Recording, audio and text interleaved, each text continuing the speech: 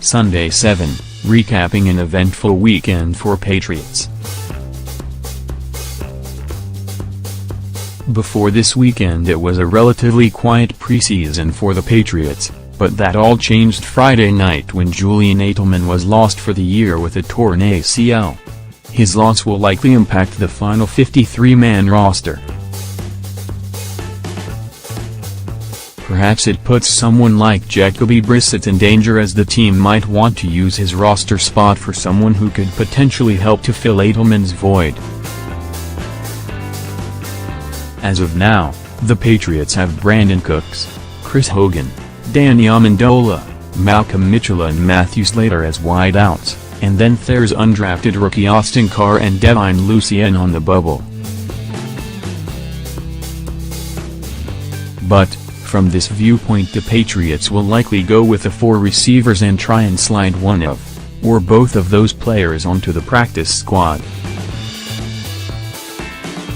Bill Belichick has talked about over the years how sometimes if a position on the active roster is thin, it can be strong on the practice squad. When it comes to replacing Edelman, each receiver will need to step up their game, but also look to the running back position.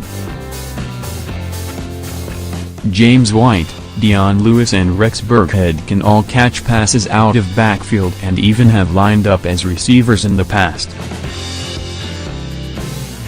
With Edelman's bread and butter being short, quick routes over the middle, this seems like something the team could get from their running backs. The biggest point with this is just because Edelman's roster spot is gone, don't assume the receiver will fill it. The release of Kony Ealy means he really wasn't going to work out considering the lack of depth the team has at defensive end. Genio Grissom is a player who could step up and play a larger role, but he hasn't played in the last 2 preseason games due to an undisclosed injury. When it comes to the edge position, it appears the Patriots will be utilizing some of their linebackers in that role. Don't Hightower is the big one, as since he came off of PUP on Tuesday he's been working on his swim moves and power by hitting the sled during the media portion of practice. He's also been seen getting instruction from defensive coordinator Matt Patricia in these areas. Others in this role have been Kyle Van Noy, which he loves doing, undrafted rookie Hardy Lange and Shane Clellan, although he's been injured of late. This leaves David Harris and Elandon Roberts in the middle of the defense, and even Patrick Chung sliding up a bit from his safety position. Brissett didn't play in Friday's game, and that could be a bad sign when it comes to him making the 53-man roster. Consider this when it comes to the Patriots and quarterbacks: if you don't play in the 3rd preseason game, your chances of making the roster aren't very good of late. In 2013, Tim Tebow didn't play and was released. The next year Ryan Mallett played just 7 snaps and then was traded. Lastly, in 2015 Ryan Lindley didn't play and was then released. The Brissett decision is an interesting one and really could go either way. It will come down to if the team deems another roster spot for a player more important than carrying 3 quarterbacks. The past 24 hours showed not only how popular Edelman is inside the Patriots locker room, but also with former teammates and the rest of the league. Friday night and Saturday there were countless social media posts wishing Edelman the best following his knee injury. Although he won't be playing, Edelman will still be around the Gillette Stadium facility rehabbing, and he certainly won't be shy from being around his teammates. Some have pondered if the Patriots would make a run at Nguyen Bolden and try and convince him to come out of retirement, but don't hold your breath.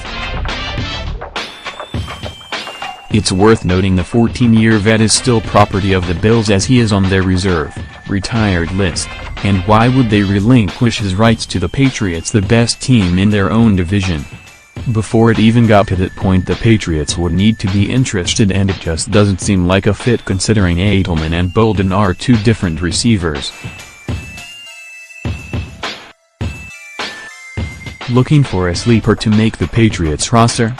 Look no further than undrafted rookie defensive tackle Adam Butler.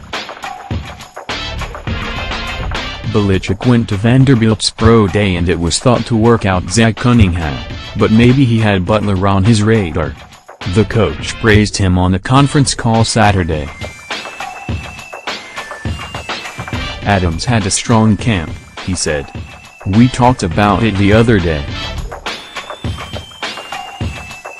He's played in a number of different spots, which he did last night. He played on the center, on the guard, on the tackle, even on the tight end for a couple of snaps. He has a long way to go, got a lot to learn, but he's a grinder. He comes to work every day and tries to work to get better on the things that he needs to work on. He's been a tough, consistent guy that's shown up and continued to get better. Although the final preseason game is Thursday night against the Giants, the primary focus now for the team is setting the 53-man roster and getting ready for the Chiefs' September.